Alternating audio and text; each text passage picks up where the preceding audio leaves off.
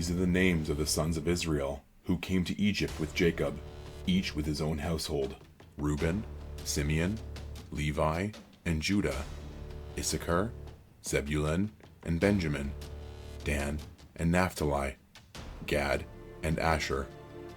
All the descendants of Jacob were 70 persons. Joseph was already in Egypt. Then Joseph died, and all his brothers, and all that generation. But the people of Israel were fruitful and increased greatly. They multiplied and grew exceedingly strong, so that the land was filled with them. Now there arose a new king over Egypt, who did not know Joseph. And he said to his people, "Behold, the people of Israel are too many and too mighty for us. Come, let us deal shrewdly with them, lest they multiply, and, if war breaks out, they join our enemies and fight against us and escape from the land."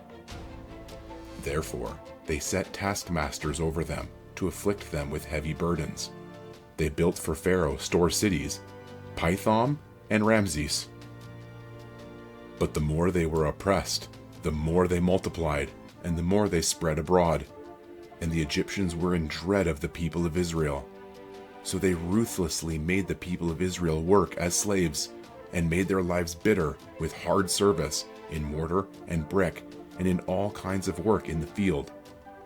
In all their work they ruthlessly made them work as slaves. Then the king of Egypt said to the Hebrew midwives, one of whom was named Shiphrah, and the other Puah, "When you serve as midwife to the Hebrew women, and see them on the birth stool, if it is a son, you shall kill him, but if it is a daughter, she shall live." But the midwives feared God, and did not do as the king of Egypt commanded them, but let the male children live. So the king of Egypt called the midwives and said to them, "Why have you done this, and let the male children live?"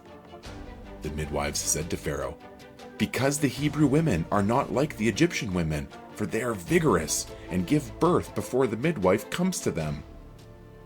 So God dealt well with the midwives, and the people multiplied and grew very strong, and because the midwives feared God, he gave them families.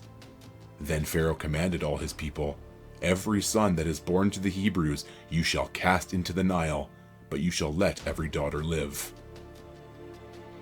Now a man from the house of Levi went, and took as his wife a Levite woman. The woman conceived and bore a son, and when she saw that he was a fine child, she hid him 3 months. When she could hide him no longer, she took for him a basket made of bulrushes, and daubed it with bitumen and pitch. She put the child in it and placed it among the reeds by the river bank. And his sister stood at a distance to know what would be done to him. Now the daughter of Pharaoh came down to bathe at the river, while her young women walked beside the river. She saw the basket among the reeds, and sent her servant woman, and she took it. When she opened it, she saw the child, and behold, the baby was crying. She took pity on him, and said, "This is one of the Hebrews' children." Then his sister said to Pharaoh's daughter, "Shall I go and call you a nurse from the Hebrew women to nurse the child for you?" And Pharaoh's daughter said to her, "Go." So the girl went and called the child's mother. And Pharaoh's daughter said to her, "Take this child away and nurse him for me, and I will give you your wages." So the woman took the child and nursed him. When the child grew older, she brought him to Pharaoh's daughter, and he became her son. She named him Moses, because, she said, "I drew him out of the water."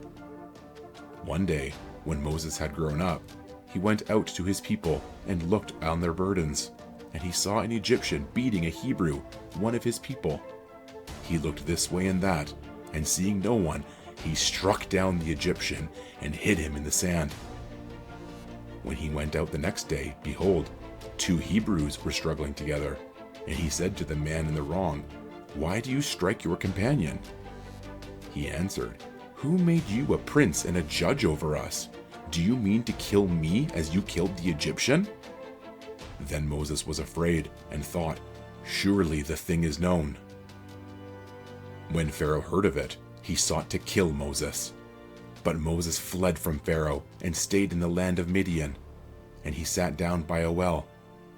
Now the priest of Midian had 7 daughters, and they came and drew water and filled the troughs to water their father's flock. The shepherds came and drove them away, but Moses stood up and saved them and watered their flock. When they came home to their father Reuel, he said, "How is it that you have come home so soon today?"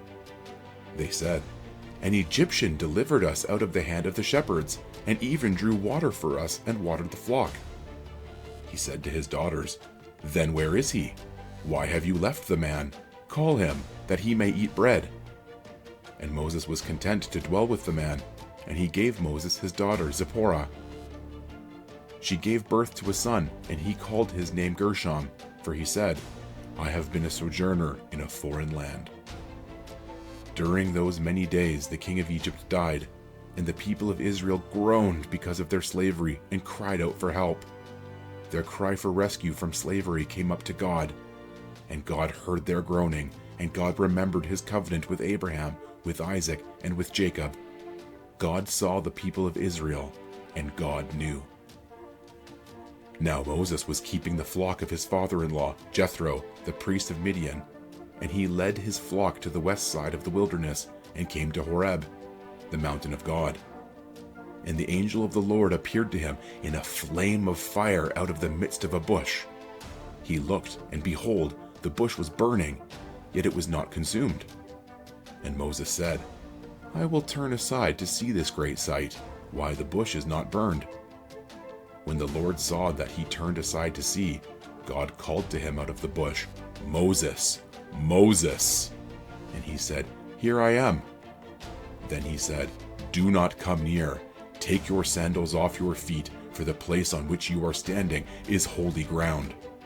And he said, "I am the God of your father, the God of Abraham, the God of Isaac, and the God of Jacob." And Moses hid his face, for he was afraid to look at God. Then the Lord said, "I have surely seen the affliction of my people who are in Egypt, and have heard their cry because of their taskmasters. I know their sufferings, and I have come down to deliver them out of the hand of the Egyptians, and to bring them up out of that land to a good and broad land, a land flowing with milk and honey, to the place of the Canaanites, the Hittites, the Amorites, the Perizzites, the Hivites, and the Jebusites. And now behold, the cry of the people of Israel has come to me, and I have also seen the oppression with which the Egyptians oppress them. Come, I will send you to Pharaoh, that you may bring my people, the children of Israel, out of Egypt." But Moses said to God, "Who am I that I should go to Pharaoh and bring the children of Israel out of Egypt?" He said, "But I will be with you, and this shall be the sign for you that I have sent you. When you have brought the people out of Egypt, you shall serve God on this mountain." Then Moses said to God, "If I come to the people of Israel and say to them, 'The God of your fathers has sent me to you,' and they ask me, 'What is his name?' what shall I say to them?" God said to Moses, "I am who I am." And he said, "Say this to the people of Israel, 'I am has sent me to you.'" God also said to Moses, "Say this to the people of Israel, 'The Lord, the God of your fathers, the God of Abraham, the God of Isaac, and the God of Jacob has sent me to you. This is my name forever, and thus I am to be remembered throughout all generations. Go and gather the elders of Israel together and say to them, 'The Lord, the God of your fathers, the God of Abraham, of Isaac, and of Jacob, has appeared to me, saying, I have observed you and what has been done to you in Egypt.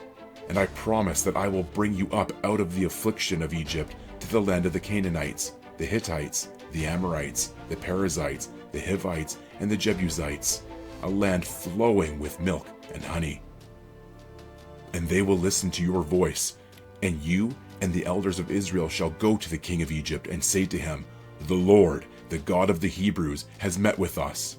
And now please let us go a 3 days' journey into the wilderness, that we may sacrifice to the Lord our God.